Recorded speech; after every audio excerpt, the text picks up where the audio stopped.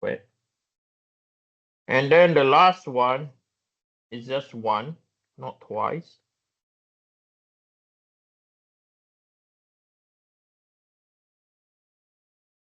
(3.8) minus by 5 squared. Okay. So this will be equal to, you no need to look at the formula, you just focus on the table. 2 times 1.5 times by 6 power 3 divided by 12, 54. Plus by, so 2 times 1.5 times 6 power 3 divided by 12. 3.8 minus 3 squared.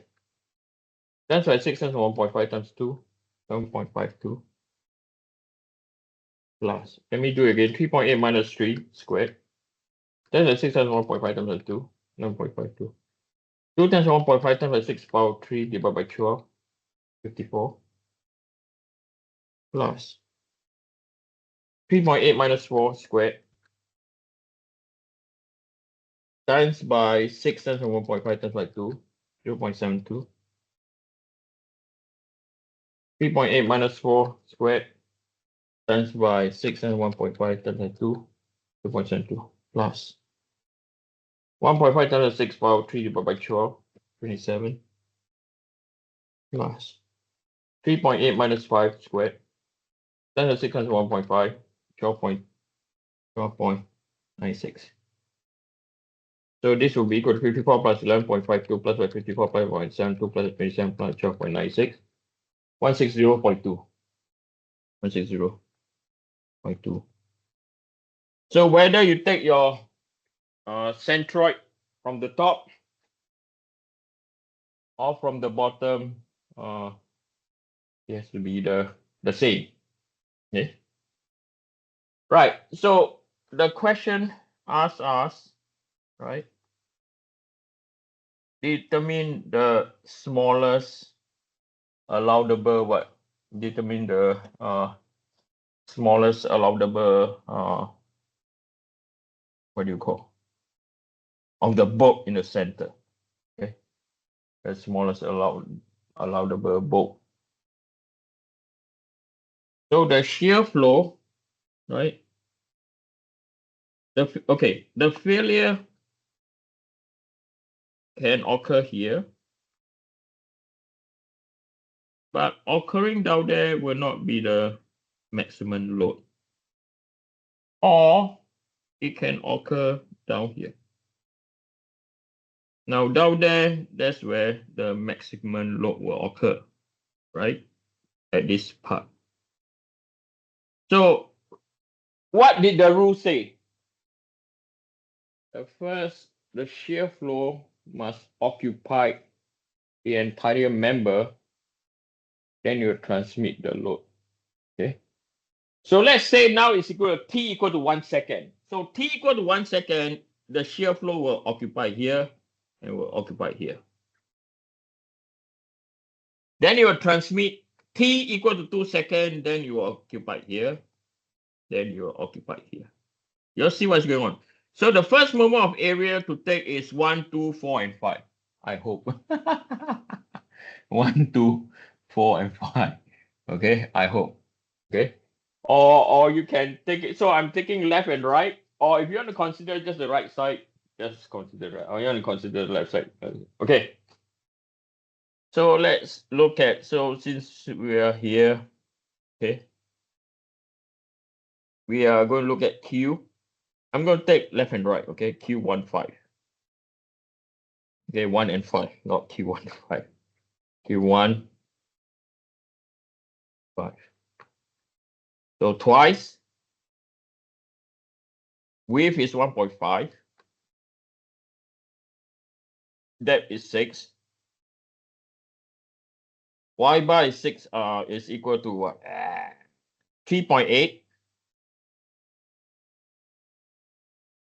minus by 6 divided by 2. Is it 6 divided by 2? Yeah. Wait, I'm thinking now. 3.8 from the top. Yeah, 6 divided by 2.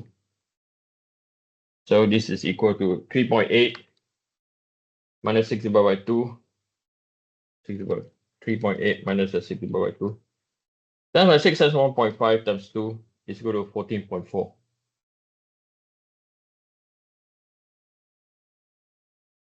Inches cubed. Okay. Then we look into Q2 and 4. Okay. Left and right. 1.5 times by 6. 3.8. Okay. So now you have to be careful down here, okay? Then minus, because it dropped by 1, okay? Then minus 6 divided by 2, right? Because this 3.8 is from the top, okay? It's from the top. So this will be equal to 3.8 minus, wait, 3.8 minus 1 minus 3 times by 6 times by 1.5 times by 2. I get 3.6. Okay, I get 3.6. I know it's minus down here, but we have to take the absolute value. Okay. Then from here, the Q15 and the Q24 will be equal to 14.4 plus by 3.6. Okay, so 14.4 plus by 3.6 is equal to 18. Okay, it's equal to 18. I get 18. What did they use? BQ. Did I get 8? Wait. 3.8 minus 1 minus 6 divided by 2. Times by 6 times 1.5 times 2. 3.6. 14.4 minus 3.6. Maybe I'm wrong. Wait. Did I do anything wrong down here? Wait. Maybe I did something wrong.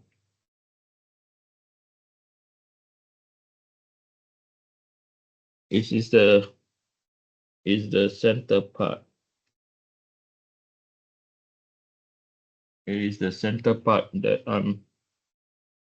so let me draw this out.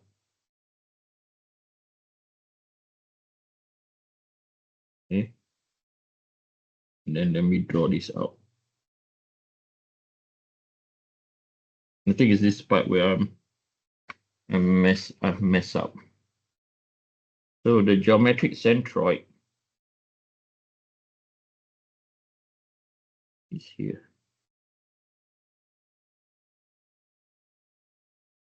And this distance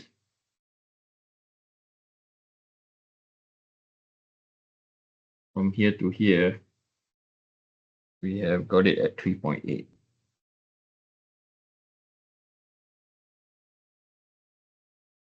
Okay. So the distance from here to here is 3. And the distance from here to here is 1. So it's 4 minus by 3.8. Okay, so 4 minus by 3.8. 3.8. Yep. 0.2 times by 6 times by 1.5 times 2. It's 3.6. So 3.6 is correct. 3.6 is correct. So 7.2 plus by 9 times by 0.2. 9 times by 0.2. 7.2 minus by 5.4. They get 5.4. 14.4 minus 3.6. Okay, I'm wrong. Okay, I do apologize. It's not absolute value. You have to include the minus down here. Okay, I do apologize. Minus 1 minus 3 times by 6 times 1.5 times by 2. 3.8 minus 1 minus by 3 times 6 times by 1.5 times 2. Okay, minus 3.6. So you cannot ignore the negative value. I thought we could. I was wrong. Okay. So this will be equal to minus 3.6.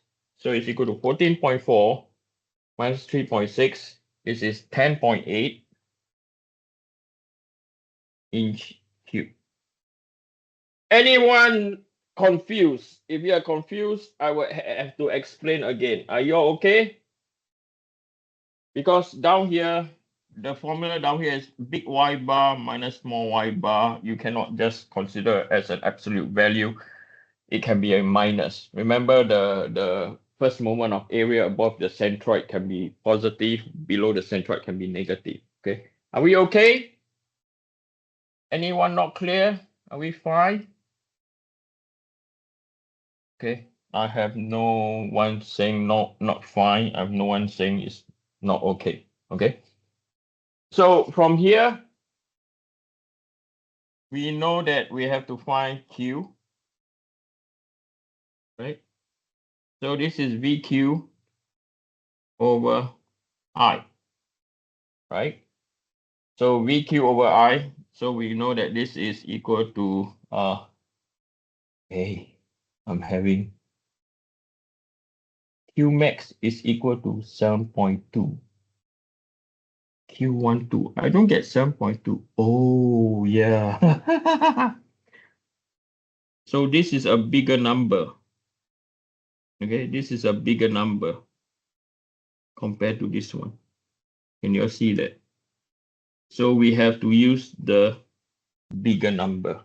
Okay, I repeat again, we have to use the bigger number. You cannot use the smaller number. Okay, so V is equal to 2000 times by 14.4 divided by the second moment of area, which is equal to 160.2. Okay. So 2000 times by 14.4 divided by 160.2. So it's equal to 179.